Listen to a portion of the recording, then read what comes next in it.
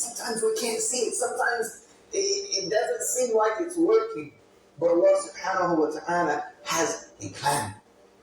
Let me tell you about another man named Dawood alayhi salam. We all know Dawood. There was a woman at his time who used to do knitting. And she used to take that knitting every day to the market and sell it. And get food enough to feed her children for that day. One day she was on the way to the market.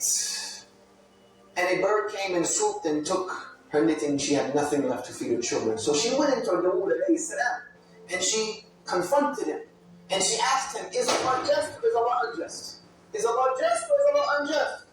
Dawood is thinking, what kind of question is this?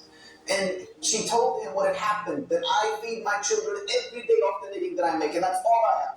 Today a bird who was acting off of his fitrah from Allah subhanahu wa ta'ala came and took this knitting and took it away. Now I have nothing to feed my children. So is Allah just or is He unjust?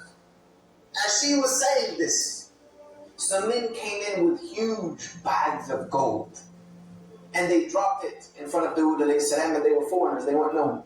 And they said to Dawood, this is for you, for the sake of Allah, as sadaqah to whomever you think it should be distributed. And Dawood is asking them, what's the story here? You know, there's got to be a story behind this. Why are you here with this large amount of money? They said that we are merchants by trade, and we were traveling across the sea.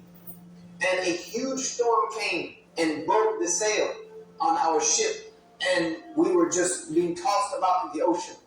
So we make dua to Allah that if He gets us out of this predicament, then we will donate everything on the ship for the sake of Him alone.